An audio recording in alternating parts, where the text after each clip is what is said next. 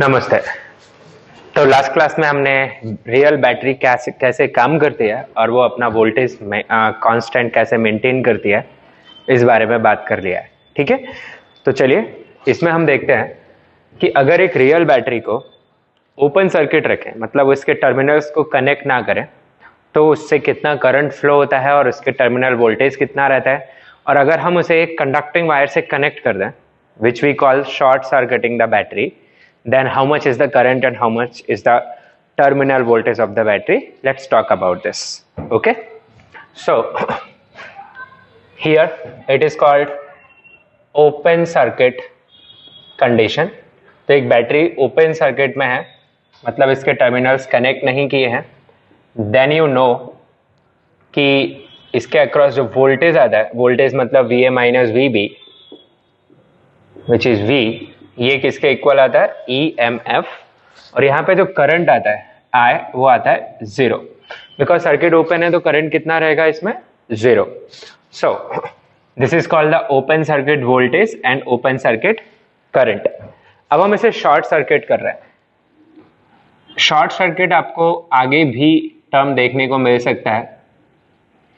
Short circuit का मतलब रहेगा, हमेशा ध्यान रखें कि आप उस डिवाइस के टर्मिनल्स को एक कंडक्टिंग वायर से कनेक्ट कर देंगे। So here I have the battery, same battery, internal resistance small r, EMF E, terminals A and B, and we are joining them with the help of a conducting wire without any resistance. ठीक है, so this is called the short circuiting the battery. सो अब आप पाएंगे यहाँ पे कि इसमें एक करंट फ्लो होने लगेगा। ठीक है, क्यों करंट फ्लो हो रहा है, क्योंकि इस रेजिस्टेंस के अक्रॉस एक पोटेंशियल डिफरेंस क्रिएट हो गया है, और ओम्स लॉ के हिसाब से अगर वोल्टेज रहेगा एक रेजिस्टेंस के अक्रॉस, तो वहां पे क्या फ्लो हो रहा होगा, current. So let us see how much is the terminal voltage we get here. So this is a discharging battery. First of all you can consider current positive terminal से leave कर रहा है, negative terminal से entry ले रहा है, ये high potential, ये low potential for resistance. So I am going to use Kirchhoff's loop law, okay, to write it. So what will I get if I start from VA? Okay, if I start from VA, and or let me use Ohm's law only, no problem. ये आपका EMF E है, तो potential of A, इसे मैं E मान सकता हूँ। Yes, यहाँ पे मैं एक और पॉइंट अगर लिखना चाहूँ C, पोटेंशियल ऑफ C, इसे मैं जीरो मान सकता हूं। Yes, so potential of B, ये भी मेरे पास कितनी आ जाएगी, अगर ये ई है, यहां कंडक्टिंग वायर है, तो फिर पोटेंशियल ऑफ बी भी कितनी आ जाएगी, ई ओनली। यस, तो what will be the current here, तो ये मेरे पास रेजिस्टेंस आ गया, इसका एक एंड बी है जो कितने वोल्ट पे है, ई, दूसरा एंड सी है जो कितने वोल्ट पे है, जीरो। तो हाई पोटेंशियल से लो पोटेंशियल, इसमें करंट फ्लो होगा, आई। तो ओम्स लॉ के हिसाब से I किसके इक्वल आएगा, voltage which is E divided by R। So this is the current in the short circuit condition. And what is the voltage across the terminal of battery which is VA minus VB, ये आप देख पा रहे हैं zero आएगा, VA VB equal है। और you can also think it from this fact that it is a discharging battery, so you can write it as E minus IR। मैंने आपको लिखवाया था डिस्चार्जिंग बैटरी का terminal voltage E minus IR रहेगा, charging का E plus IR रहेगा। सो I कितना है, E बाय R, तो इस बेसिस पे अभी आप देख सकते हैं E by R into R कितना आएगा आपके पास, जीरो। एक ही बात है।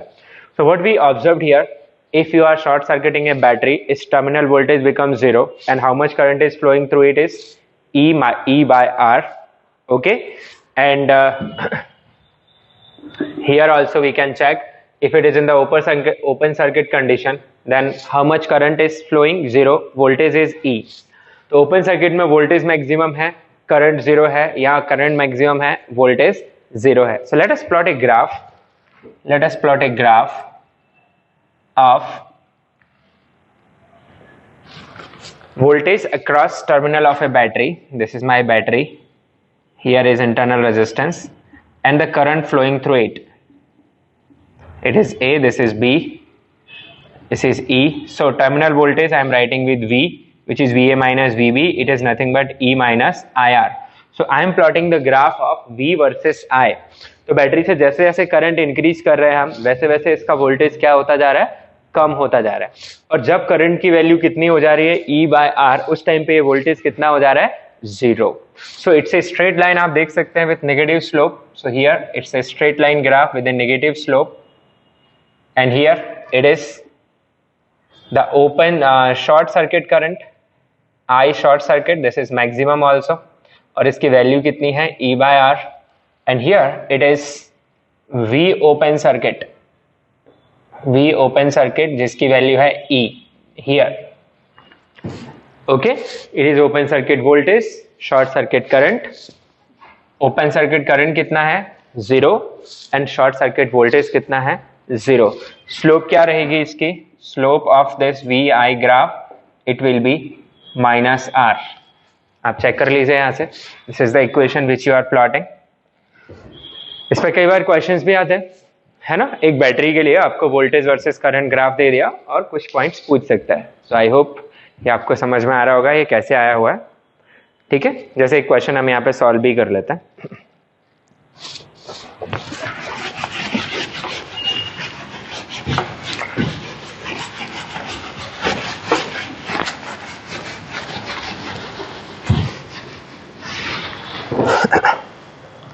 तो देखिए एक क्वेश्चन दिया हुआ है आपको, ये करंट है, ये वोल्टेज है, सपोज ये 2 है, ये 1 है, ये एम्पियर में है, ये वोल्ट में है. ठीक है, सो लिख लीजिए, this is A voltage versus current graph, voltage versus current graph for a battery, for a battery. Find EMF of the battery as well as internal resistance of the battery. EMF and internal resistance.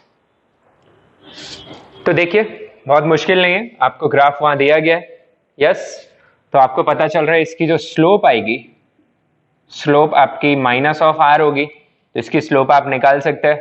Slope खुद भी negative है इस line की, कितनी आ रही है वो slope, 2/1, खुद भी निगेटिव स्लोप है इसकी 2/1, और वो किसके इक्वल आ रही है, आपके इंटरनल रेजिस्टेंस के. तो आप उसका पॉजिटिव वैल्यू सीधा इंटरनल रेजिस्टेंस लिख सकते हो.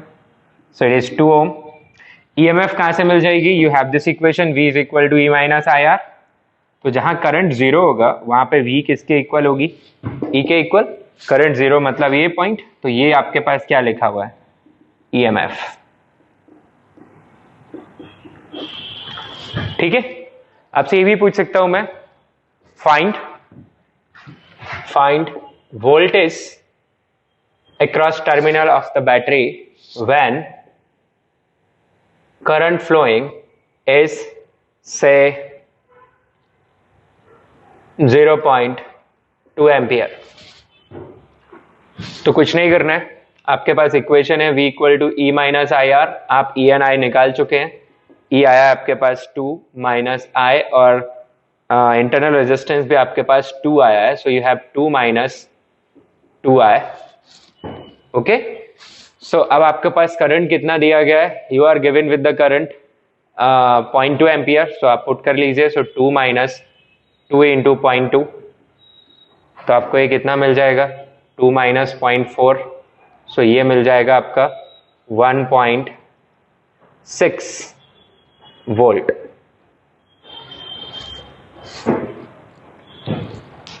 Okay, so it is 1.6 volt.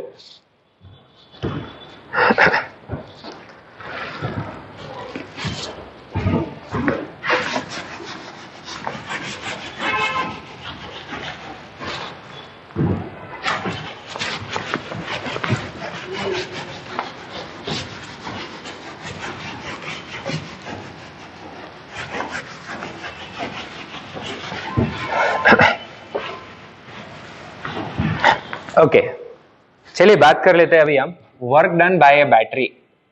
आपको ऑलरेडी पता है work done bye A battery. let's take it ideal first.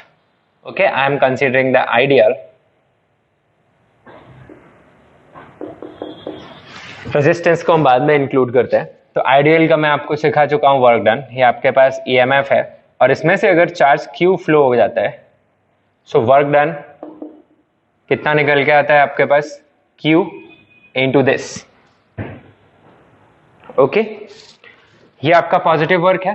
This is the positive work. Negative work कितना रहता है? नेगेटिव वर्क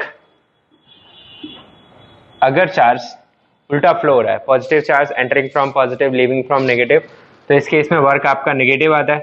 तो यहाँ पे जो वर्क डन आता है वो माइनस ऑफ क्यू इंटू ई आता है. ठीक है. सो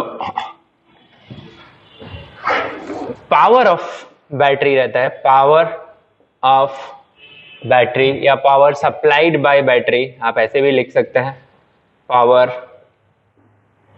सप्लाइड और एब्जॉर्ब्ड बाय बैटरी. वो कैसे निकालेंगे अपन? Rate of work done. Power क्या होती है? Power is equal to d डब्ल्यू बाई डी टी. तो हमारे पास डी डब्ल्यू की वैल्यू किसके इक्वल है? Q into e for ideal battery. Yes. So power निकल के आ जाएगी मेरे पास ई बाहर, D Q by d T. And what is D Q by d T? Rate of flow of charge through the battery. Means क्या हो गया ये? करंट. तो अगर मैं पावर की बात करूं तो क्या लिख सकता हूं? आई इंटू ई, और आई ई इंटू आई कैसे भी लिख सकते हो आप. सो दिस इज द पावर. अब पावर भी पॉजिटिव निगेटिव आ सकती है अगर आपकी बैटरी डिस्चार्जिंग मोड में है. अगर आपकी बैटरी डिस्चार्जिंग मोड में है, दिस इज डिस्चार्जिंग. सो इस केस में जो पावर है वो पॉजिटिव आएगी और उसकी वैल्यू होगी आपके पास ई इंटू आई. और अगर चार्जिंग मोड में बैटरी है आपकी, चार्जिंग का मतलब हो गया current entering from positive leaving from negative, तो यहाँ की जो पावर आएगी वो नेगेटिव आएगी. Power is supplied, power is absorbed in this case. Battery is charging, here power is supplied by the battery. Okay, let's talk about resistance.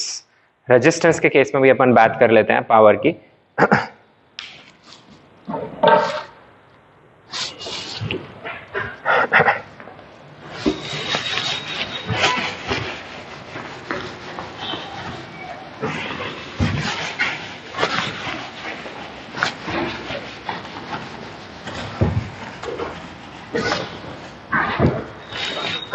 एक idea से सोचते हैं हम.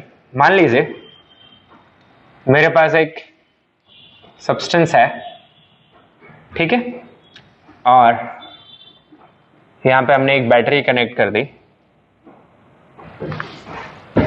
ऑलराइट. अब ये बैटरी क्या प्रोवाइड कर रही है? This battery is providing some potential difference across this terminals. इनके अक्रॉस ये कुछ क्या प्रोवाइड कर रही है? Potential difference. आप ये ध्यान रखें, ये जो कनेक्टिंग वायर्स हैं इनको हम परफेक्टली कंडक्टिंग मानते हैं और उनमें कोई पोटेंशियल ड्रॉप अज्यूम नहीं करते हैं. अब ध्यान देना, हम इक्विवेलेंट पॉजिटिव चार्ज के कॉन्सेप्ट से सीख रहे हैं. मान लीजिए ये आपकी लोकेशन 1 है, ठीक है. ये आप कहीं से कहीं भी ले लीजिए. फॉर एग्जाम्पल सपोज मैं यहां से यहां तक के मूवमेंट को ही कंसीडर कर लेता हूं यहाँ पे, और ये पॉजिटिव चार्ज Q है और ये मूव किया यहां से लेके यहां तक. और मान लीजिए कितने टाइम में मूव किया? डेल्टा टी टाइम में. बिल्कुल अच्छी बात है. यहां की पोटेंशियल जो है वो V1 है और यहां की पोटेंशियल V2 है. ठीक है. सो इसके ऊपर क्या हुआ है? ये जो वर्क हुआ है तो हम लिखेंगे work done by electric field. work done by electric field is equal to on this charge particle in delta t time. I am talking about कितना आ जाएगा? minus of this Q final potential minus initial potential. You know this. Yes. तो यहां से यहां ये move किया है charge, और डेफिनेटली ये मेरे लिए हाई पोटेंशियल एंड है और ये लो पोटेंशियल एंड है. ठीक है. पॉजिटिव चार्ज कहां से कहां ही फ्लो करेगा? High potential to low potential. और ये फील्ड एग्जिस्ट कर रहा है यहाँ पे, और इसकी वजह से यहाँ मूव किया, वर्क डन हुआ कितना, minus of Q V final minus V initial. अब मैं यहाँ पे वर्क एनर्जी थ्योरम लगाना चाहूँ, work energy theorem on this charge particle Q for example, तो क्या लिखूंगा मैं, work done by field must be equal to change in kinetic energy, yes, so I will write kinetic energy final minus kinetic energy initial. This is the thought I have here, but ऐसा होना चाहिए था। Electrostatic में हम सीख के आए हैं कि अगर कोई चार्ज पार्टिकल फील्ड में हाई पोटेंशियल से लो पोटेंशियल की तरफ जा रहा है तो फिर आपका वर्क डन पॉजिटिव आएगा, क्योंकि V2 is less than V1। आप देख पा रहे हैं इट इज लो, इसका मतलब V2 is less than V1, और ये टर्म कैसा आएगा आपके पास, पॉजिटिव। पॉजिटिव वर्क हो रहा है तो इस चार्ज पार्टिकल की काइनेटिक एनर्जी क्या करनी चाहिए, इंक्रीज। बट एक बात बताऊं मैं, हाँ सच में इंक्रीज करनी चाहिए थी, पर मैंने आपको एक कॉन्सेप्ट सिखाया है ड्रिफ्ट वेलोसिटी का। यस, फील्ड एक्सेलरेट तो करता है चार्जेस को, but on an average charges की वेलोसिटीज क्या रहती हैं ड्रिफ्टिंग में, कांस्टेंट रहती है। एग्री और नॉट? क्यों रहती है कांस्टेंट? क्योंकि वो बहुत बार टकरा जाते हैं, कोलाइड कर जाते हैं, फिर रैंडम डायरेक्शन में फिर स्टार्ट करते हैं, फिर फील्ड उनको ड्रिफ्ट करता है। सो ऑन एन एवरेज जो ड्रिफ्ट वेलोसिटी है वो क्या आ जाती है, constant. So as we know due to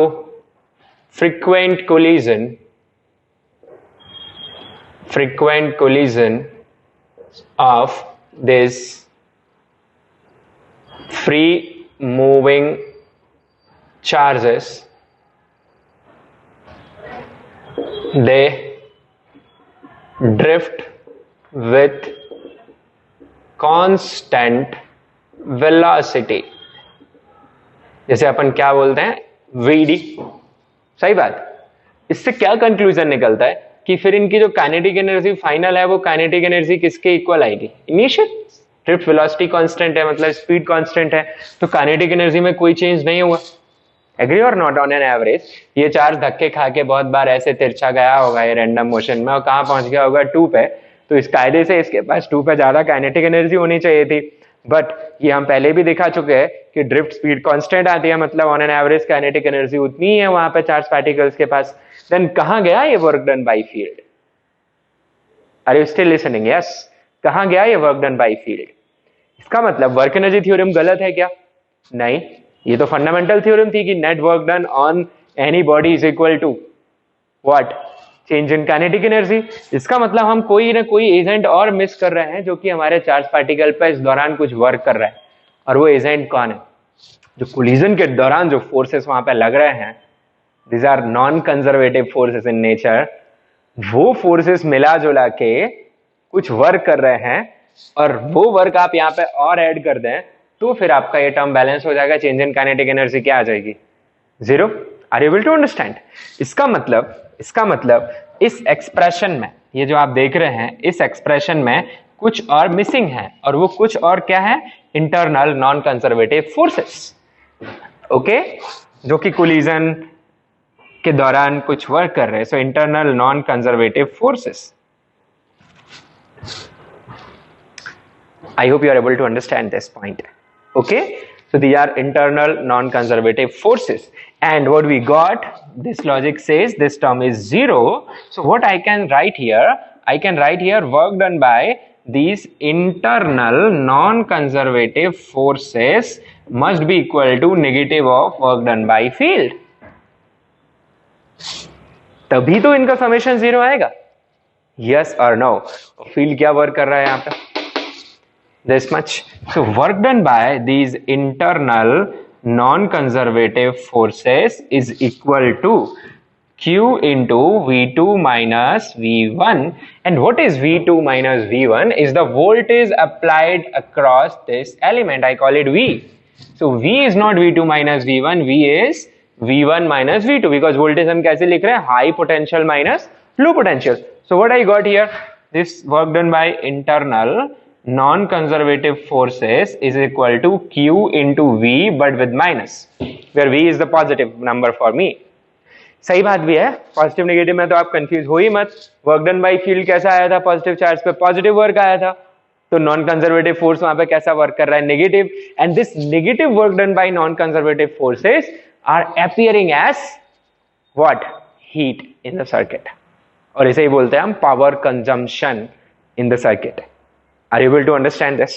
okay, अगर ये फ्री एटमॉस्फेयर रहता, एक चार्ज वैक्यूम में फील्ड में मूव कर रहा होता, तो वो चार्ज की क्या बढ़ती जाती? काइनेटिक एनर्जी बढ़ती जाती, वहां कोई हीट प्रोड्यूस नहीं होती। पर ये एक क्राउड में मूव कर रहा है, ओके, क्राउड में मूव करने की वजह से वो हर बार टकरा रहा है, अपनी एनर्जी ट्रांसफर कर रहा है। कैसे?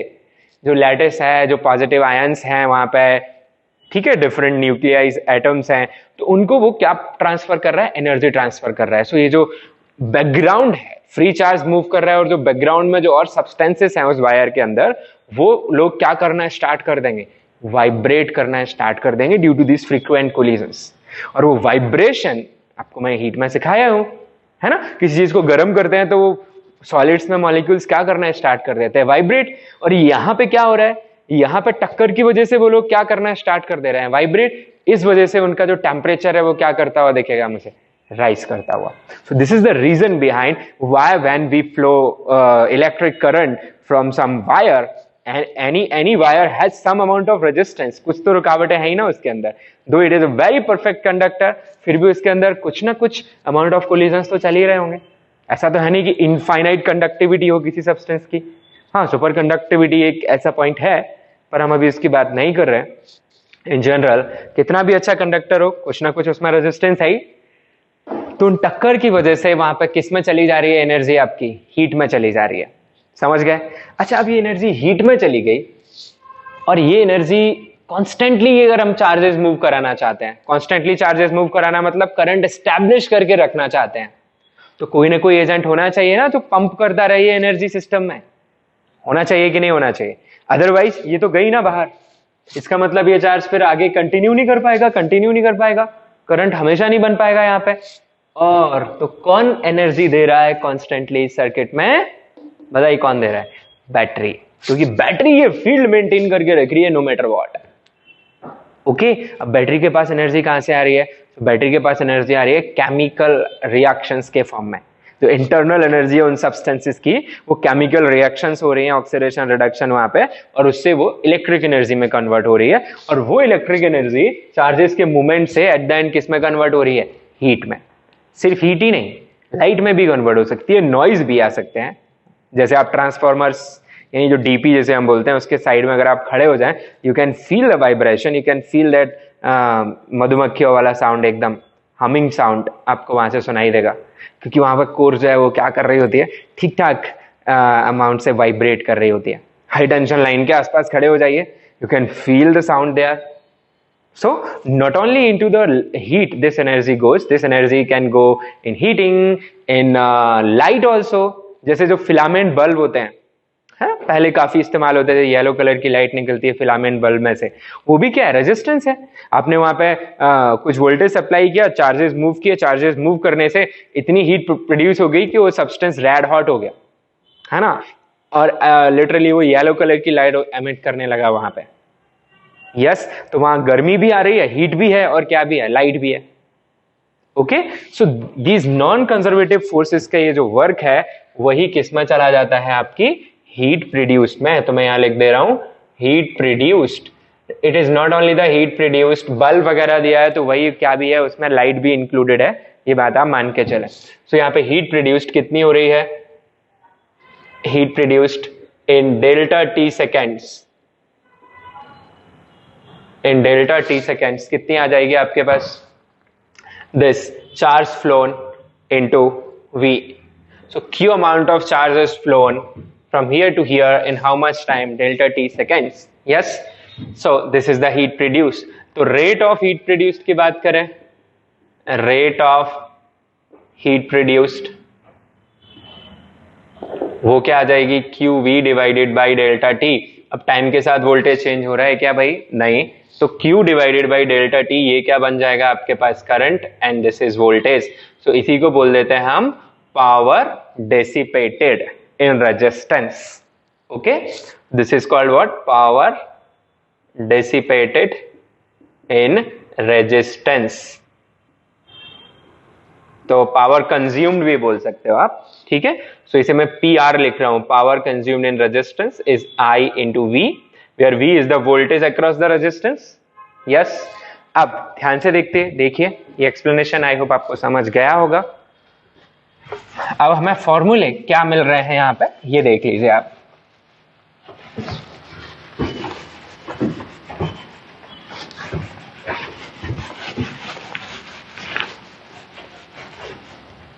सो फाइनली एक रेजिस्टेंस है मेरे पास, रेजिस्टेंस R, उसमें मैंने एक वोल्टेज अप्लाई करके रखा है, यहां से यहां V, the voltage across the resistance is V। अच्छा, जरूरी नहीं है कि ये बैटरी ही लगी हो और यहाँ पे V वोल्टेज आ रहा हो, इट्स नॉट इम्पोर्टेंट, ये किसी भी सर्किट का हिस्सा हो सकता है, आप ऐसे ध्यान रखें। और इसमें करंट फ्लो कर रहा है I और इसके अक्रॉस वोल्टेज कितना है V, voltage across resistance is V। तो ये power consumed in this resistance will be equal to, आपके पास बहुत सारे तरीके हैं, IV लिख सकते हो और you can use Ohm's law. Ohm's law क्या है रेजिस्टेंस के लिए, this is V equal to IR, तो आप V की जगह IR पुट करके इसे क्या भी लिख सकते हैं, I स्क्वायर R लिख सकते हैं। हाँ जी बिल्कुल, I स्क्वायर R लिख सकते हैं। और क्या है आपके पास, ओम्स लॉ से ही, ओम्स लॉ से आप ये भी लिख सकते हैं I equal to V by R इस फॉर्मूले में। तो यहां से आपको एक और फॉर्मेशन क्या मिल जाएगा, power consumed in resistor is equal to V square by R। तो आप याद रखें power consumed in resistor is, you can write IV where I is current flowing through the resistor, V is voltage across the resistor is equal to I square R V square by R। ये सब एक ही type के formulas हैं जो आपको use करने हैं। This is power. अब हीट प्रोड्यूस की बात करेगा, हीट प्रोड्यूस्ड, तो इसको किससे मल्टीप्लाई कर देंगे अपन, टाइम से। तो अपन लिख देंगे पावर इंटू dt और इसका इंटीग्रेशन जिस टाइम से भी जिस टाइम तक आपको बोल रहा है, सही बात। अच्छा, if power is constant means not changing with time, तो आप सीधा क्या कर सकते हैं, तो आप सीधा टाइम से मल्टीप्लाई कर सकते हो, power into the delta T, this will be the heat produced. Yes, otherwise आप ये फॉर्मूला याद रखें।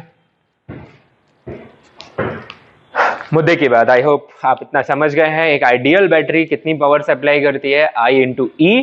अब अगर कोई बात करता है भाई फिर रियल बैटरी कितनी पावर सप्लाई कर रही है, तो उसमें और क्या आ गया भाई, रेजिस्टेंस आ गया ना। तो उसका आइडियल पार्ट कितना सप्लाई कर रहा है, IE, कितनी कंज्यूम उसके रेजिस्टेंस में हो जा रही है, I स्क्वायर R। तो इफेक्टिव सप्लाई कितनी मिल रही है बाहर, IE minus I square R। I hope you can understand that part here. Okay, आप सोचिए कि पावर प्लांट जो होते हैं जहां पे इलेक्ट्रिक पावर जनरेट हो रही होती है, it may be some hydro electric power plant और थर्मल पावर प्लांट हो सकता है, न्यूक्लियर हो सकता है, जहां पे हम थर्मल एनर्जी या फिर पोटेंशियल एनर्जी ऑफ वाटर या फिर सोलर प्लांट भी हो सकता है। तो सोलर एनर्जी किस में कन्वर्ट कर रहे हैं, through some mechanism we are converting into electrical energy. Yes, अब इलेक्ट्रिकल एनर्जी अब वहां से मुझे कंज्यूमर साइड तक भेजना है, यानी किसी सिटी या गांव या इंडस्ट्री तक भेजना है। So I need to take that power for kilometres of distance.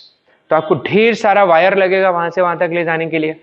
Yes, और ढेर सारे वायर का ढेर सारा रेजिस्टेंस हो जाएगा, क्योंकि रेजिस्टेंस का फॉर्मूला क्या है, रो एल बाई ए। जितनी ज्यादा लंबाई आप रखेंगे वहां पे वायर की, उतना ज्यादा आपको क्या इनकॉर्पोरेट करना पड़ेगा, रेजिस्टेंस इनकॉर्पोरेट करना पड़ेगा। यस, समझ पा रहे हैं ये बात। तो डेफिनेटली बहुत सारा लॉस हो जाएगा ना। तो फिर क्या किया जाए कि जिससे पावर थोड़ी कम लॉस्ट हो, और ये तो हीटिंग में जा रही है ना बीच में। तो इसके लिए आपके पास क्या चॉइसेस है, आप एक तो जो वायर्स हैं जिनको आप यूज कर रहे हैं उन्हें ज्यादा से ज्यादा अच्छा कंडक्टर रखें। अब बढ़िया कंडक्टर होता है सिल्वर, आप सोचो चांदी के तार लगा दें हम, तार ही नहीं मिलेंगे, है ना। तो अब कॉस्ट इफेक्टिवनेस मेंटेन करने के लिए मैं एल्यूमिनियम यूज कर लेता हूँ, ठीक है भाई। एल्यूमिनियम का अपना कुछ रेजिस्टेंस है। अब मुद्दा ये उठता है कि how should I send the power. Power क्या है, power is product of current end voltage, है ना। Power is product of current end voltage. तो मेरे पास है, मैं medium current medium voltage send कर दूं, या फिर high current low voltage send कर दूं, या फिर हाई वोल्टेज लो करंट सेंड कर दूं? सही बात। तो अब मुझे ये सोचना है कि विच कॉम्बिनेशन विल रिजल्ट में the less power loss in the circuit. मान लीजिए जो केबल्स हैं उनका रेजिस्टेंस आरसी है, ठीक है, let us consider resistance they have is RC. मान लीजिए इसमें करंट जो फ्लो रहा है वो आई है, ठीक है।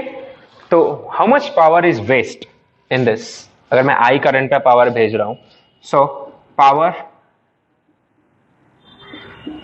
Consumed by cables is equal to I square RC. Yes, now let us consider कि यहां पे कोई डिवाइस है। Let us consider there is a device, okay, जिसे मैं P पावर यहां पहुंचाना चाहता हूं। सपोज इसका खुद का रेजिस्टेंस आई है और इसमें भी करंट कितना ही फ्लो कर रहा होगा जो हम भेज रहे हैं वही, ठीक है। सो ये डिवाइस के लिए मैं फॉर्मूला क्या यूज कर सकता हूं, या सपोज ये भी मान लीजिए कि आप इसका खुद का रेजिस्टेंस R है और मैं पावर कितने वोल्टेज पे भेज रहा हूं, V वोल्टेज पे। तो मैं यहां पे लगा दूं इसे V वोल्ट पे पावर मिल रही है, करंट I है, so I can write IV. What is P? आप लिख सकते हैं P is the desired power जो कि इस डिवाइस को मिलनी चाहिए, या मान लो मैं P पावर भेज रहा हूं यहाँ पे, ठीक है, कितने करंट पे, I पे, कितने वोल्टेज पे, V पे।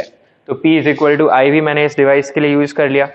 मैं I को अगर एलिमिनेट करूँ यहाँ से तो मैं क्या लिख सकता हूँ, P बाई V, और मैं यहाँ पे आऊँ पावर कंजम्पशन पे, तो मुझे क्या मिल रहा है, power consumed in the cables, it is P square RC divided by V square.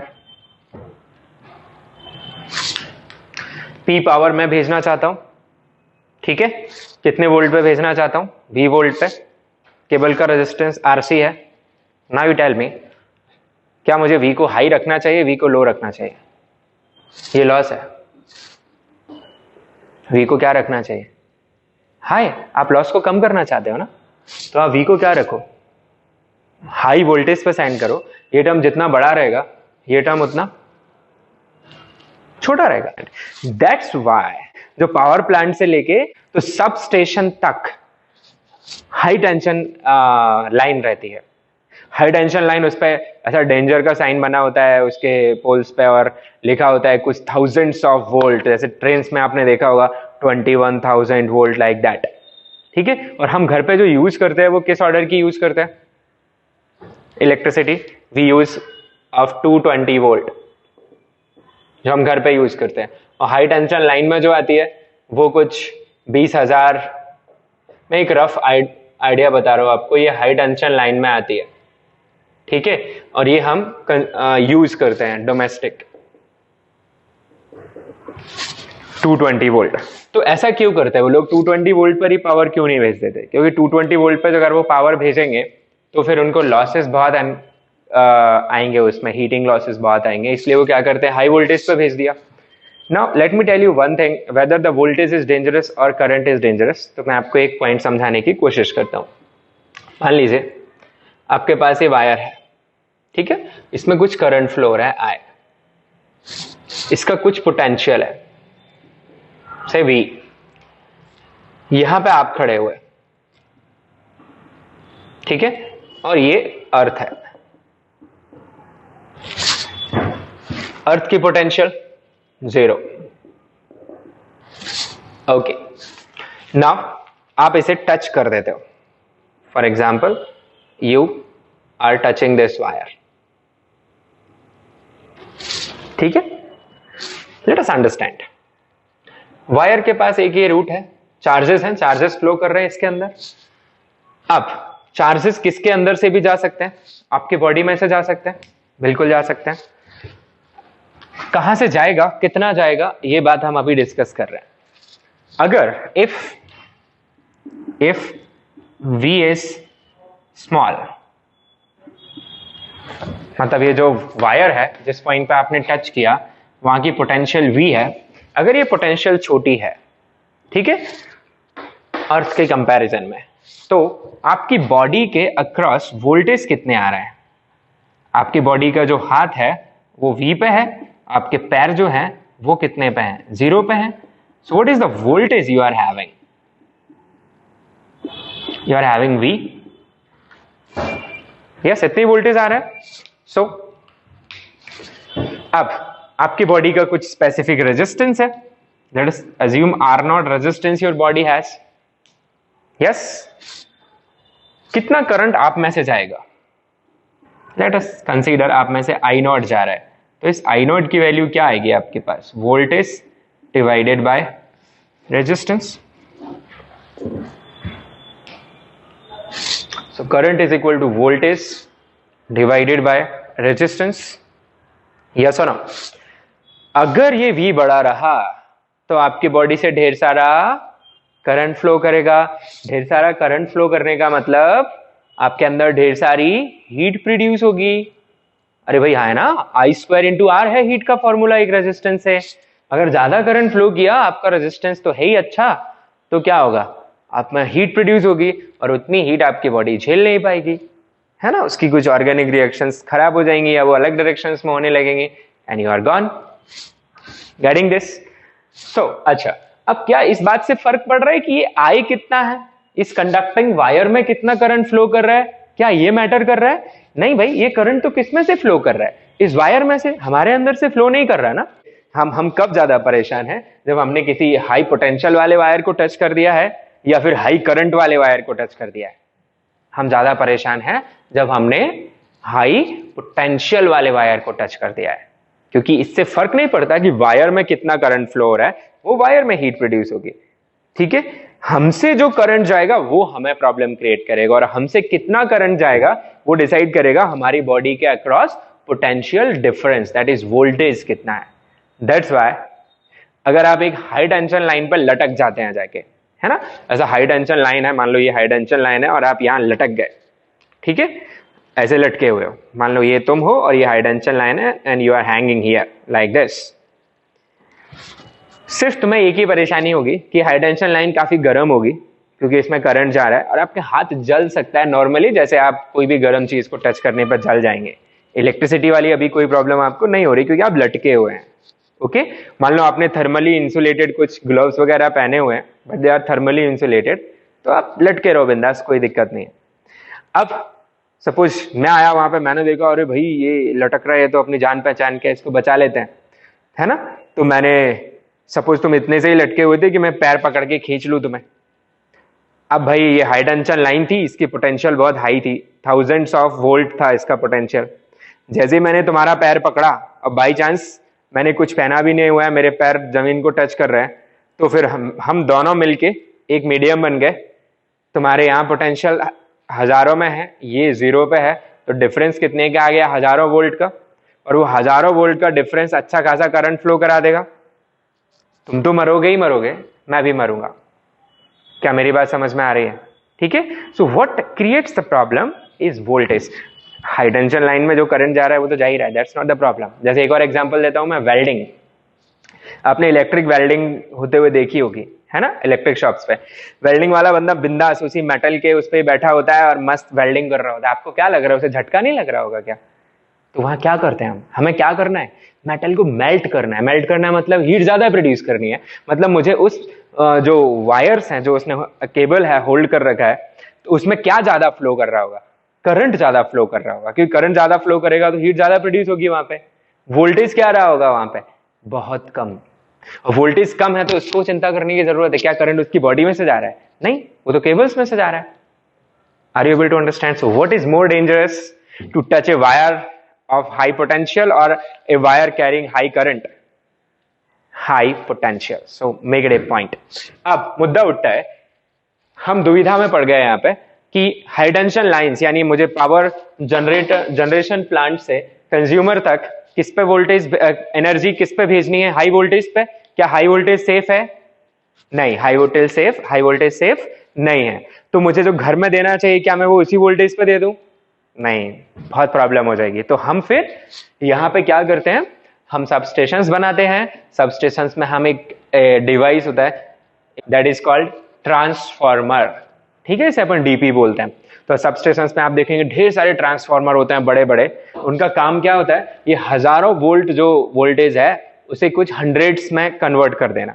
Power क्या है आपकी, पावर होती है IV, ठीक है।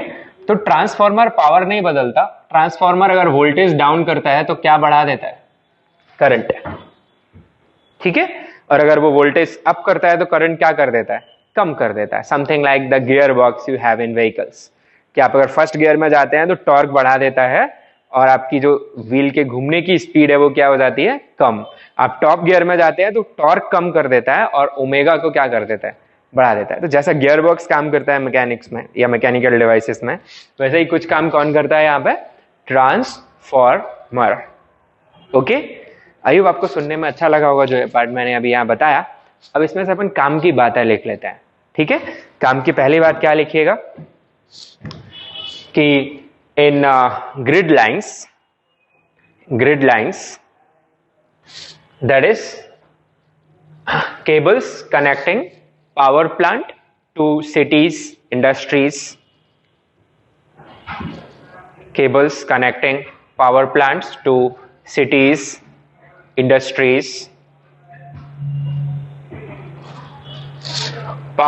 electric power is supplied at high voltage.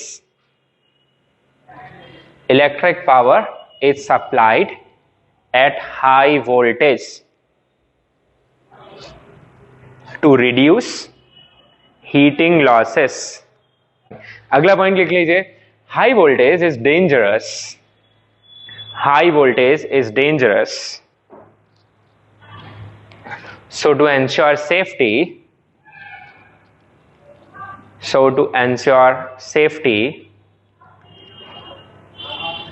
voltage is decreased at substations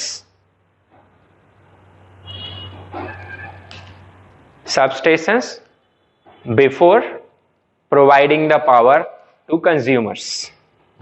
अच्छा, हाँ भाई, इंडिया में इलेक्ट्रिसिटी भी बहुत चोरी होती है, ठीक है।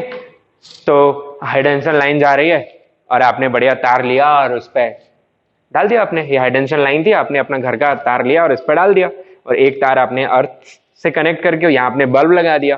तो उस बल्ब के अक्रॉस कितना वोल्ट कनेक्ट हो गया, thousands of volt, bulb melt हो जाएगा। समझ में आ रहा है। तो हाई वोल्टेज पे भेजने से एक और फायदा हो जाता है, बिजली की चोरी कम हो जाती है। आप चुरा सिर्फ कहां सकते हो, सब स्टेशन से जो डाउन हो गया।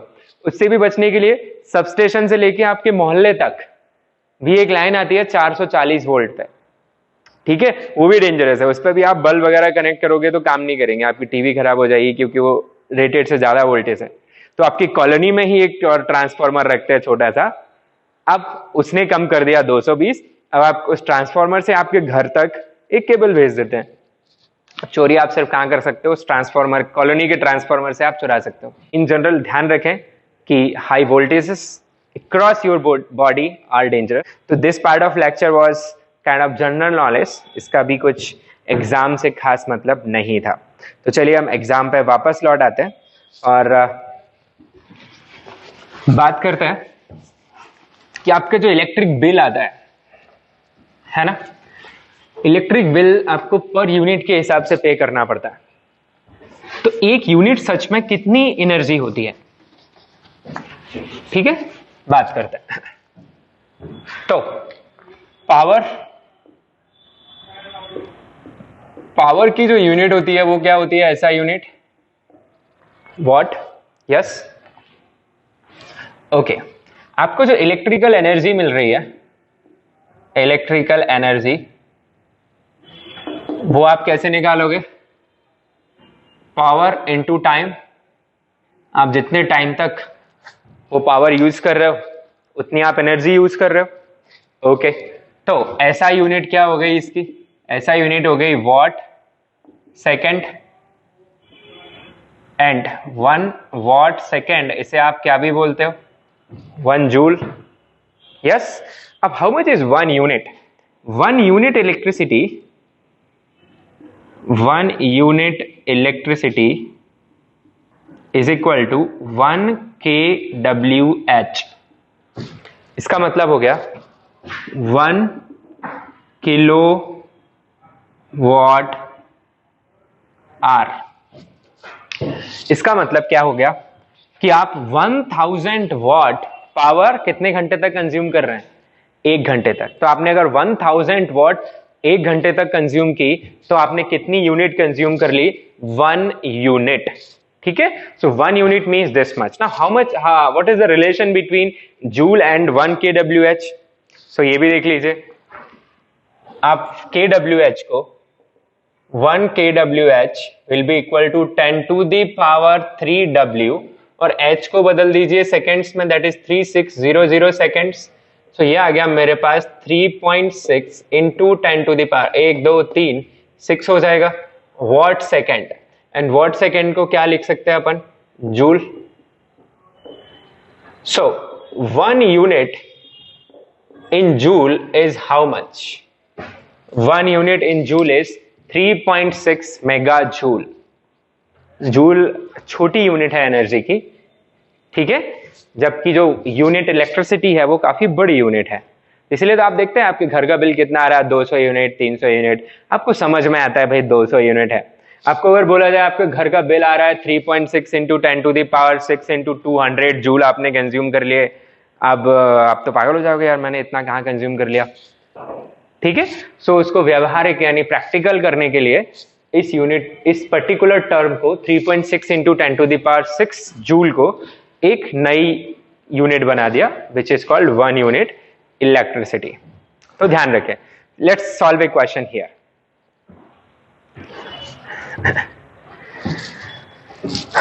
लिखिए, ए हीटर या an electric heater rated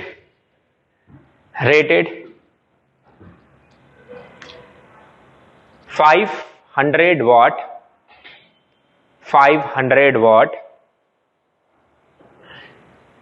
is operated for 2 hours each day. 2 hours each day. If cost of 1 unit electricity in your area is 10 rupees per unit, cost of 1 unit electricity in your area is 10 rupees, ठीक है, for 1 unit, then find the amount of bill you need to pay in 1 month for this heater.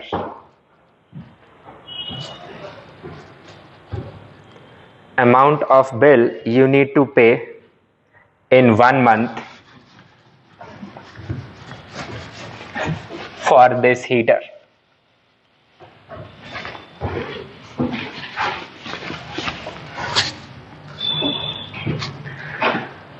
आराम से कर सकते हो। तो मैंने क्या बोला, हीटर की पावर कितनी है? 500 वॉट। ऑपरेशनल आवर एक दिन में कितने हैं? इन 1 डे 2 hours, है ना।